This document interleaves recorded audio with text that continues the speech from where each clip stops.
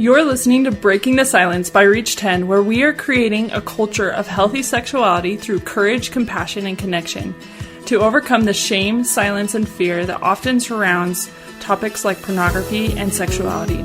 We are your hosts, Chriselle Simons and Creed Orm.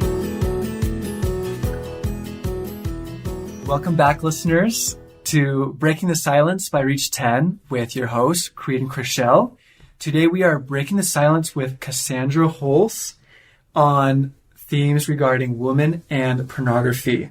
But we'll call her Cassy because she's our dear friend and we love having her. Thank you for being here with us, Cassy. Thank you, guys. I'm excited. Oh, we're so stoked to have you on the show. This is awesome. Same. Yeah, it's incredible because we are so looking forward to hearing your story, your side of things, because we feel like there's a lot of silence regarding women in pornography, women's use of it, women's topics regarding it, and we feel like you're a strong voice for that. So we're so excited to have you and hear your thoughts regarding those aspects. Yeah, awesome. So Cassy, tell us a little bit about yourself and your story. We want to get to know you a little bit. Yeah, so I grew up in Oregon and, well, I went to BYU. I'm done with school now. Yeah. I studied linguistics and emphasizing in English and Spanish, and I'm learning French right now. And right now I'm working as a full-time freelance writer, which I love. I get to work from home, and I have a cat, so I just get to spend all day writing with my cat. What's your cat's name again? Sammy. Sammy. That's so great. It's pretty great. As I'm saying it out loud, I think, wow, I'm making my way to a crazy cat lady, but that's okay because it's a great life. Very simple life. Yes. And you have friends all the time. And living here in Provo, you're right next to the mountains, and that's another one of my favorite things to do is to get out and hike, and yeah, I just love it. That's fantastic. Yeah. So as far as my story goes, regarding pornography, I was exposed to internet pornography when I was about 11 years old.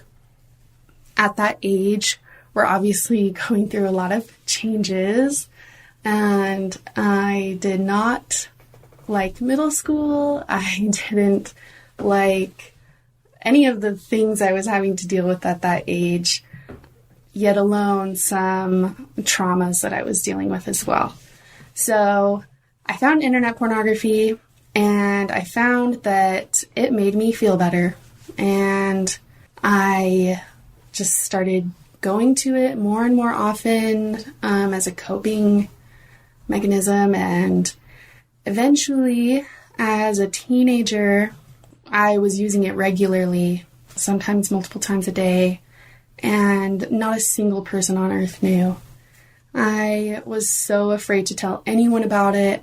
I thought people would call me a freak or think that I was disgusting. And so I was terrified to even say the word pornography out loud. And so then I kind of, once I went off to college, my life circumstances with roommates and things kind of changed. So I was able to kind of break out of the regular habitual use of pornography, and I was able to serve a mission for my church, which is the Church of Jesus Christ of Latter-day Saints, and I served in Lima, Peru, and it was awesome, and I loved it, and I thought that pornography was behind me and that I didn't have to worry about it anymore after I had told my bishop about it and before going on my mission, and he was like, "You're totally fine. Thank you for telling me. Don't do it again." And I said, "Oh, yes, okay, of course. Yeah, I'll never do it again." But getting back from my mission, life just is hard. And just a couple months after being home, I had a slip up with pornography, and I was devastated by it.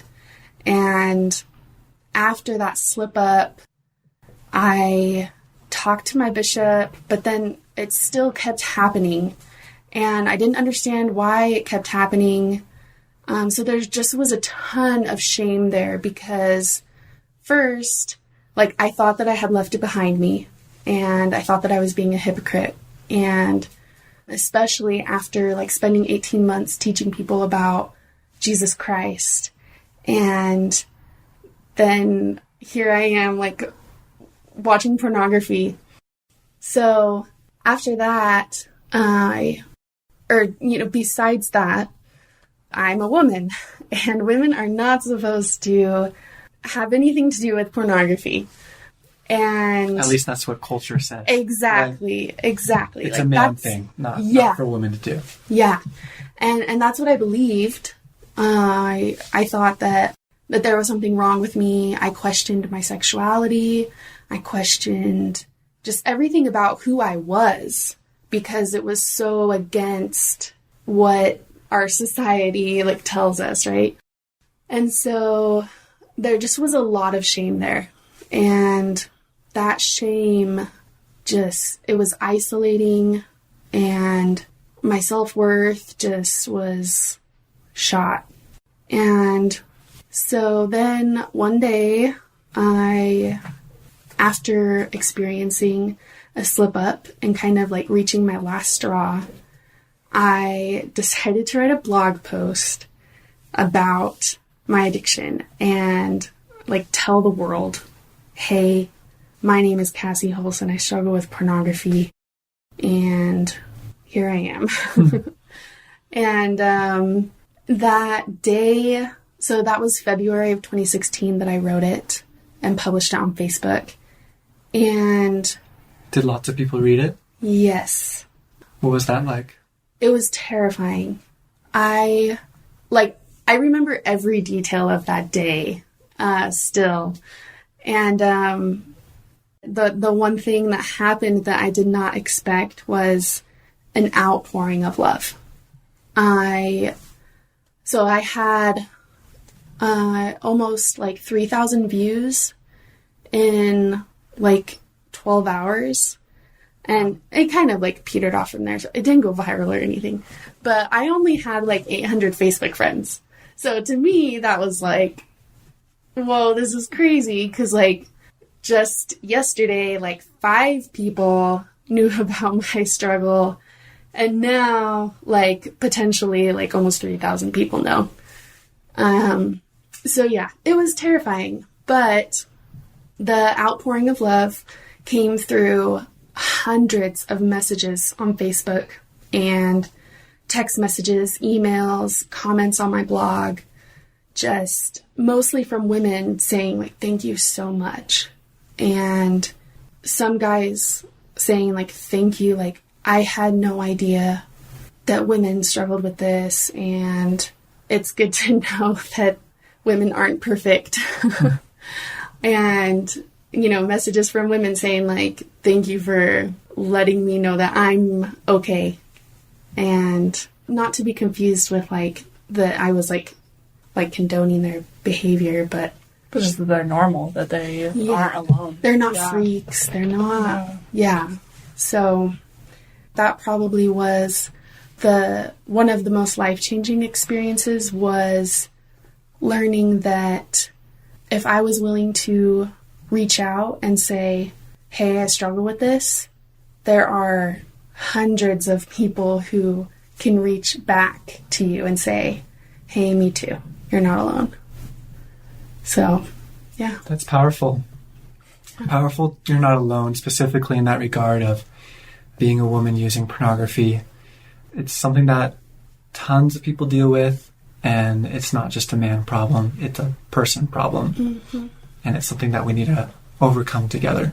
Exactly. I think that's one of the most difficult things, and one of the biggest themes that I have found in this is that we often think that we're alone and that no one understands.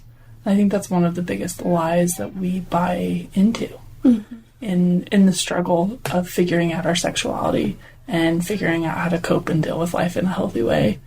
And surprise, we're all thinking we're alone in the same sea. Yeah. And so I love your story, and thank you so much for sharing. Thank you guys for listening. Of course, of course. I'm really curious, how did this impact your self-worth? Yeah, so, I mean, a lot of ways, but first, I guess just specifically for women, I mean, I can't speak for all women, but as a woman, this is my experience. First was the pornography that either I was reading, because, pornography, we know, like, isn't just images. And especially for women, a lot of times it's through literature. But the pornography that I was either reading about or seeing often portrays perfect women.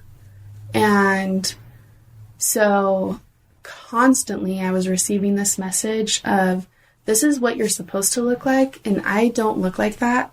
Therefore, I am unlovable. And that probably was like the biggest message that I was receiving through pornography. And then the other one would be the shame of the silence and secrecy and isolation that comes through being caught up in it and thinking, that something was wrong with me, that I wasn't supposed to be struggling with a man's problem, which now we know is a human's problem. And so yeah, those two major things put me into this shell of thinking that I just was not good enough and that I could not be loved or would not be worthy of love while I struggled with pornography. So where are you at with that now? How have you overcome that? Or what are you still working on? Yeah. So I am way beyond that now. Hallelujah. Yeah. So I'm going to give you guys like a brief history of my recovery story. Yeah. If that's Please. okay. Yeah. Okay. So I entered recovery officially, which means like going to meetings, seeking help from, well, in my case, it meant seeking help from a therapist and like joining a group, having a support system, having a plan. So I started doing that in March of 2016. And since then, I have completely changed my life. And by I have changed my life, I mean like God has changed my life. But anyways. It takes you doing action though, right? Yeah. Yeah. Steer a parked car, so right. It takes you being, just hearing, so you made your Facebook post in February, right? And then just a month later, you started doing all these things to progress towards recovery. Yeah. I think that's really important and cool that you were able to humble yourself, I guess, in a way to do that, because I think it takes humility to be like, okay, I need help. I can't stop this on my own. I need the support group. I need a therapist. I need to take these actions to help myself. I can't just try to do it by myself anymore, right? With God, with support people. So yeah. Cool to hear that you took those actions. Well, and kind of a small side story, the first time that I ever even heard the word recovery or 12-step manual or addiction recovery group was at the Utah Coalition Against Pornography. That the month after I published my blog. And I think it was actually Vonna Davis, our founder of Reach 10, who reached out to me and invited me to my first UCAP conference. I don't know if you remember that, but so it was at that conference that I learned that there are tools out there to help me, because I think a lot of well-meaning people in my life, like bishops or other ecclesiastical leaders, I don't think it occurred to them to tell me that those things existed. Because I talked to my male peers and they're like, oh yeah, we've known about things like that, like since we were teenagers, right? Like things like what? Like the addiction recovery program or things to help. Okay. And with me, that just wasn't the case. I think it just didn't occur to them to tell me about those resources because a lot of them thought like, oh, this is not as bad as it probably is. I don't know. So yeah, it wasn't until March of 2016 that I actually learned that there were things that I could be doing besides praying and reading my scriptures to help me out of the dark pit that I'd been in for so long. So you had some hope and some help. Yeah. Which is wonderful. And where are you at now? Like, how do you, like, your self-worth? Okay. So now life is awesome. I'm still in therapy. I still go to my weekly group addiction recovery meetings.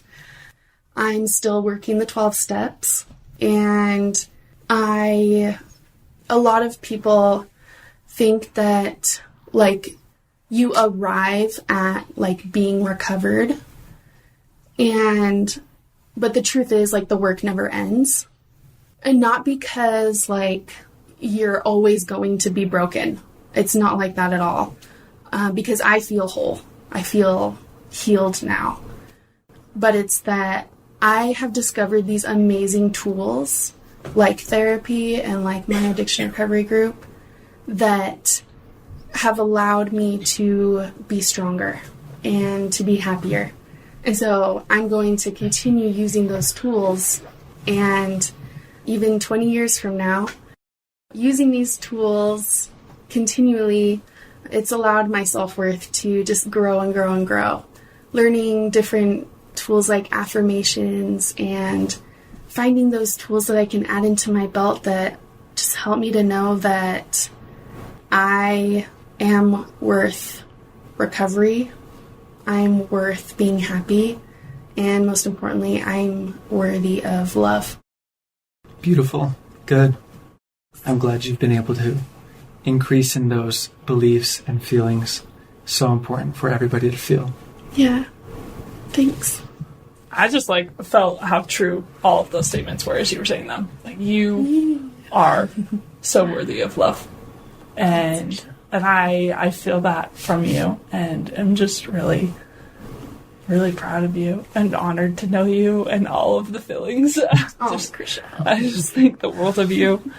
As you talked a little bit about just some differences in your experience in recovery compared to, like, men that you've talked to, are there any other differences that have been, like, hard for you to navigate or just interesting to navigate even? Yeah. Just in the past few years alone, we've had a bit of an increase in support materials for women. But that being said, there still is just a huge lack of resources. I am lucky enough to live in an area where we have multiple women-only recovery groups, and I hope they exist elsewhere. But yeah, that has been the biggest challenge, is that, just for instance, we have like almost 15 men's only recovery groups in the area, but there are only 2 women's groups right now. And like that number is always changing, but that just is kind of a good ratio to give, I feel like, even with like books and like any other materials. So that has been probably the biggest challenge. And then of course, like, because there aren't like a lot of resources or very many women talking about their own struggles with it, probably the biggest hurdle that women have to get into recovery is finding the courage to say something to a trusted friend. Because, you know, not only do you have to find the courage to say it, but you hope that you say it to the right person who can react with love. Luckily, that has been my case 100% of the time. So, yeah, I don't know. That's kind of probably the biggest challenges there. So what do you think friends and family can do to help, well, not just friends and family, but leaders and people can do to help girls and women who struggle with pornography? The very first thing that I would say is just be willing to talk about it. Be willing to change your vernacular, like just talking about growing up in a religious setting. Whenever we would hear the term pornography when I was young, it would always be directed at the men. And that was so hard for me because every single time it was like pouring another cup into my shame bucket. Probably another bucket. Yeah, right. Yeah. And so, yeah, being aware that the words you say, the pronouns you use when you're talking about pornography, just being willing to be more inclusive with your language. I think that is like the number one thing that you could do. Never make any assumptions that this person you're talking to doesn't struggle with it. And then in another way, I think that, so I had a few women ecclesiastical leaders who would often, bring up, they'd have to talk about pornography, but they would preface it with, now I know none of you struggle with this, but we need to talk about pornography. And I think that they were hoping that by saying that, they didn't want any of the girls to feel bad. It was kind of like a reassuring thing, like, hey, we're not going to point anyone out. We just need to talk about it. When in reality, it kind of did the opposite effect, where to the girl who was struggling with pornography, it felt like an absolute isolating and shaming waterfall into your shame bucket. Yes. Even though the good intentions were there. Right. Just improper use of language and perspective. Exactly. Right. We need to say flat out, okay, women, some of you might struggle with this, and in fact, statistics show that many of you will as well. So this is something we need to talk about. Yeah. Right. Yeah. And just being able to do it with love. Mm-hmm. I just imagine, I remember having those conversations in young women's and my young women groups in the neighborhood, and yeah, it was always like, I know none of you struggle with this, which did not help my narrative either at all, because I'm yeah, I don't struggle with it. Men are stupid. And that wasn't healthy. That wasn't healthy for me. And I can only imagine how isolating that was for you, and how that then, your leaders were not someone safe that you could talk to. Yeah. Which is not what they want. That's not what we want to communicate. Right. And I think, now in, as a young adult and as, more of a leader figure and with my kids, I always want to be a safe spot for them to talk to. Yeah. Regardless of their gender, regardless of their struggle, regardless of whatever it is, I want to be safe.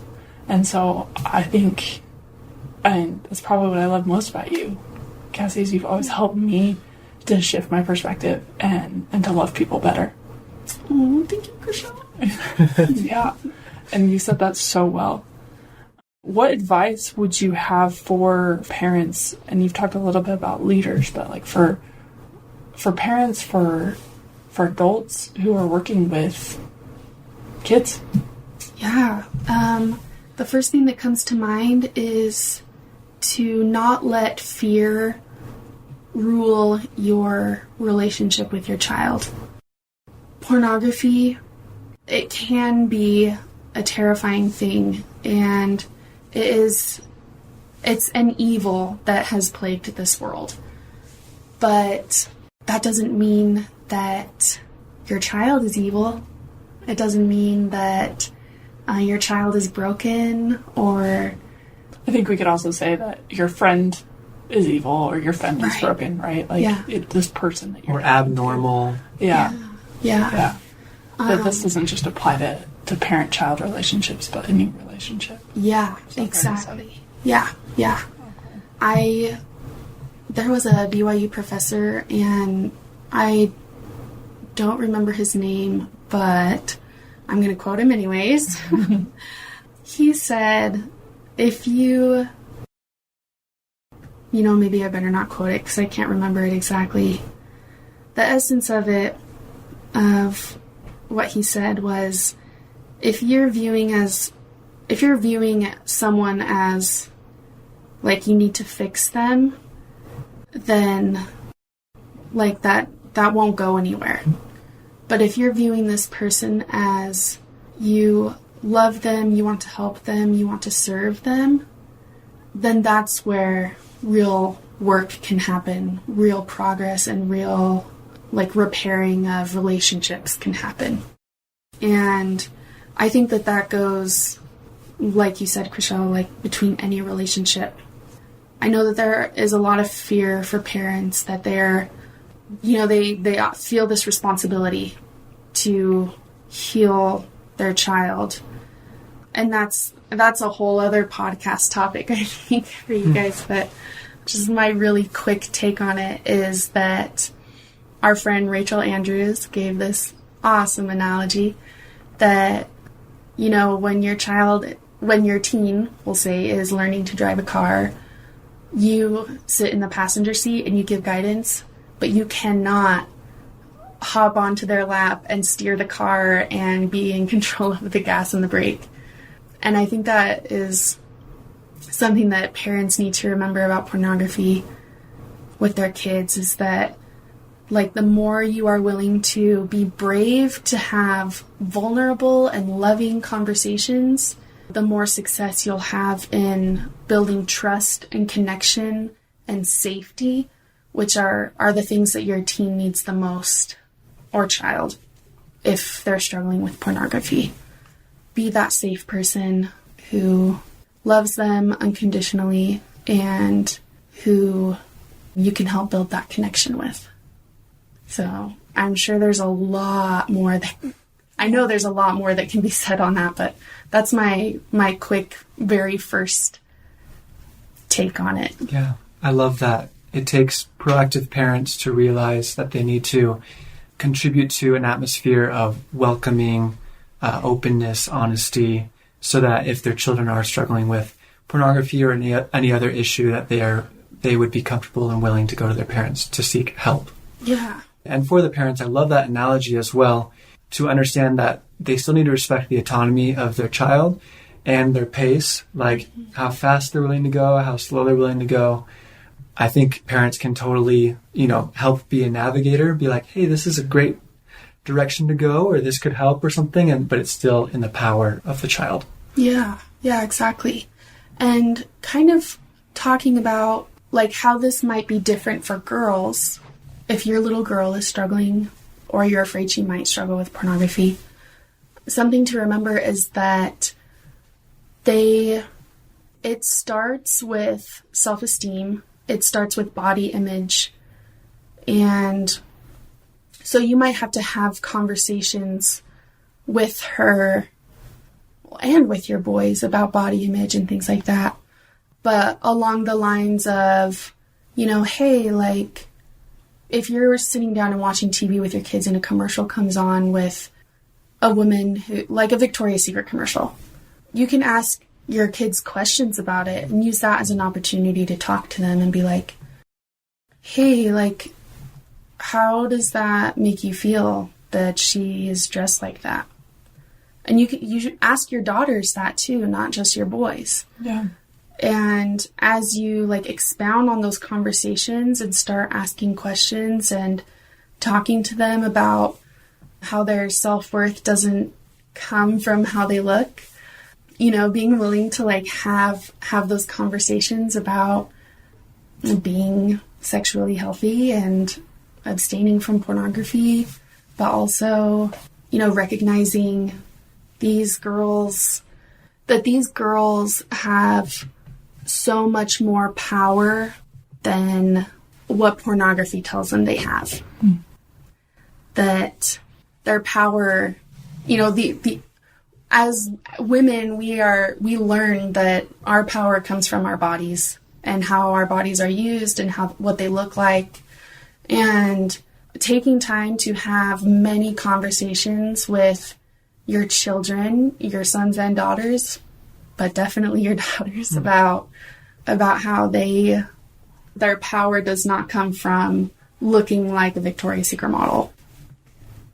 Exactly. That was kind of convoluted, but no, I think that the message is so clear, though, is that, like, our self-worth is so much deeper than just, like, what we look and show up to be, right? And facilitating positive self-body image, accepting we are beautiful the way we are. Obviously, we want to have healthy behaviors, but whatever our body turns out after that, that's the way it is. And it's a good thing. Or even just in any sense, positive self-image and positive self-body image is really important to have. Yeah.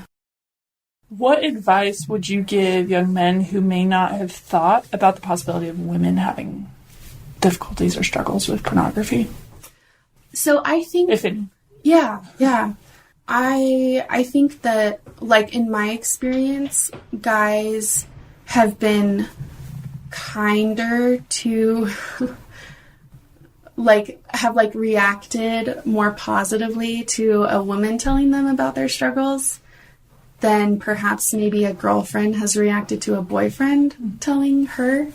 And I think it's because guys, they've been given more of an opportunity to have these conversations, and they know that they're not the only ones who struggle. Like, they know that this is a struggle that guys have. And I think that it's probably, Creed, you can tell me what you think. Like, it kind of a relief to know that women are also human beings. Mm-hmm. I don't know. Oh, yeah. I think for anybody to know that they're not alone, that, yes, women have their issues as well. And the fact that women can struggle with pornography as well. It definitely helps to get rid of that shame narrative that, it's all me, and the narrative that all men are bad because they struggle with pornography. Mm-hmm. Just that narrative in general is bad in a sense too, because we don't want to think that anybody is bad or not good because they struggle with pornography. But it is really, it's helpful to know that we are all in the same boat. Yeah. Yeah, exactly. So, yeah, I guess I don't have any actual advice for it, but it is interesting to kind of recognize how that dynamic changes when women are approaching men with this topic. Yeah, that is really interesting. Yeah. What do you think healthy sexuality is from all your experiences and just now in your life? Healthy sexuality is just like any other area in your life that you want to work on. If it's physical health, emotional health, mental health, financial health, there's sexual health too. It's something that you're always working on, that you always are learning about and trying to improve. So I just want to say hallelujah, amen. Yes. Yes. Exactly. Got that off my chest. Okay. Yes. Feel free to do that again anytime. I won't. So, yeah, for me as single, sexually inactive woman, my healthy sexuality looks a lot like education and boundaries and practicing hygiene. It's just all about loving myself, or at least not hating myself. It's about respecting my body and being happy that I have a body. And yeah, there are so many different facets when we're talking about healthy sexuality, but I guess for me, those are the ones I focus the most on, especially boundaries as I'm dating and being in different relationships with different people, and just practicing safety and respect for myself and the people around me. So yeah. I love that so much. Yeah. Do you have anything to add on healthy sexuality? No, I think you summarized that so well. Is just really education is the first step of just figuring out who I am as a sexual being. Yeah. And my story is a little bit different, and and we've already gone there, but I had shoved my sexuality in a box and locked that box in a safe and locked that safe the bottom of the ocean, because of the fear that I had regarding the pain that I witnessed in my life and experienced in my life because of sexuality. And so for me, it has taken a lot of reading, of searching for the truth, and of, I hesitate to use the word explore, but like really just like figuring out like who I am and what I value and what I need, and learning to love and accept myself for my feelings, my emotions. And that's what I think is so fascinating about sexuality, is it's more than just sex. Right. Like, it really is so much more than that. And I think that's one of the huge lies of pornography, is that pornography just like takes sexuality and just like makes it about sex and makes it about like that experience, which is it's so much more than that. It's a holistic thing in our lives that is so important to develop and understand. And I'm still having a hard time putting words to it. And I'm realizing that it impacts every aspect of my life. And a lot of it starts with how I view myself and how I view others. So. Amen and hallelujah. Well, there you go. Yeah. And some praise Jesus in here, we'll be good. No, and I don't want to take that too lightly, but so good. Love that. And I guess one question for you, and I think you've touched on this a little bit, is what good has come from this experience for you? I love that question. So yeah, that's okay. I would never want anyone to experience what I had to experience in my life in regards to sexual trauma, pornography, all those things. Unfortunately, so many people have experienced those things. And so I love your question, because I love talking about the good that has come from it, because as horrible as those experiences were, and as horrible as the hold that pornography had over me was, I have found a new sense of freedom, and I have found a new sense of appreciating the simple joy that comes from feeling emotions. Like, that's either going to like sound crazy to someone or really resonate with someone, depending on your experiences. But I spent most of my life numbing my emotions, wanting to numb the pain, but unfortunately, that also means numbing any good feelings. Right. So I just, in these past few years, if there's even just one thing that's come from this that has just made life so much more enjoyable, it has been being able to feel emotions, even the bad ones.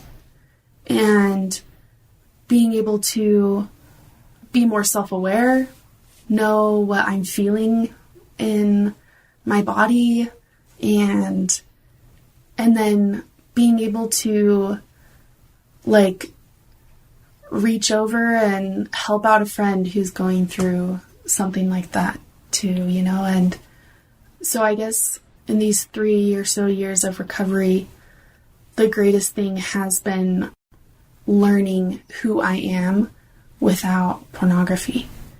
And I love it. I love who I am without pornography. I mean, I love myself, right? Like, important to love yourself even in the midst of pornography, right? But yeah. But I hear you. Yeah, just like these past, it's probably been like a year or so that I have actually been getting to know myself as kind of a new person. A free person. Yeah. You say free to love, feel, explore. Yeah. Without being chained down by pornography. Yeah. And the shame surrounding all of it. Exactly. And free to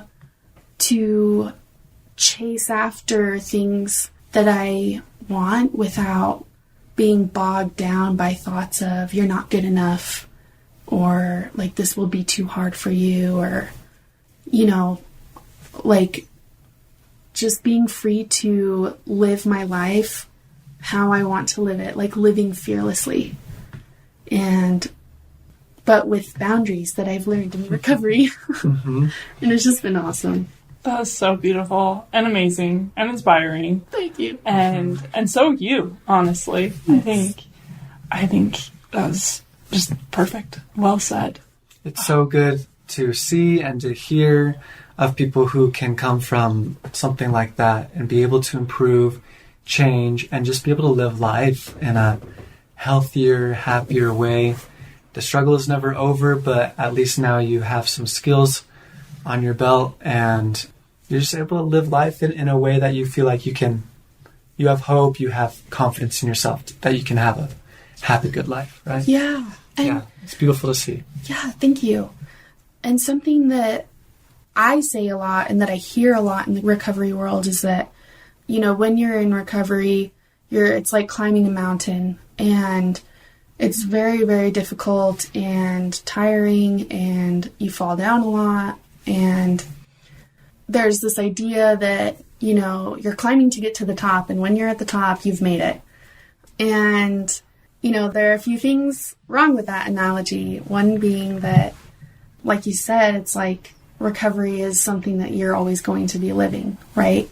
And so in relation to what I just said, I feel like I have made it to the top of the mountain, but the strength that I gained while climbing this mountain and the things that I learned, I'm now sitting with those tools and with that strength at the top of the mountain, and I can see an incredible view of more mountains that I get to climb. And rather than being bogged down by it or terrified by it, it's a feeling of excitement and confidence and saying, like, I have the strength to climb these mountains and I'm going to keep climbing mountains. It's like you go from like this complete novice who hates climbing mountains to becoming a mountaineer. And it's like your life source. I love it. Well, Let's all be about mountaineers. Yeah. That's so perfect. So good. It has been so good to have you come and share your story, share your wisdom, and share just your love with us. Thank you so much for taking time and coming and sharing a little bit of you with the world. You guys. This is so fantastic. We love you, Cassy. Thank you for your time and for sharing all of this. It's wonderful. Thanks, you guys. Thank you for listening to Breaking the Silence by Reach 10. Help us create a new culture of connection by sharing what you heard today with at least 10 people. Please help us reach more young adults by going to iTunes to rate and review our podcast. Be sure to subscribe so you don't miss any episodes. Reach 10 is a nonprofit. You can help support this podcast by donating on our website and following us on social media. We share these views to open the dialogue on these tough issues. We are not professionals, and the ideas shared on this podcast should not be taken as professional advice.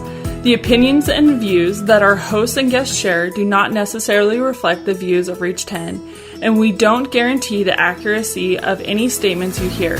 Reach 10 is not responsible for your use of information heard on this podcast. We keep learning and invite you to join us as we build a more open, compassionate, and courageous culture.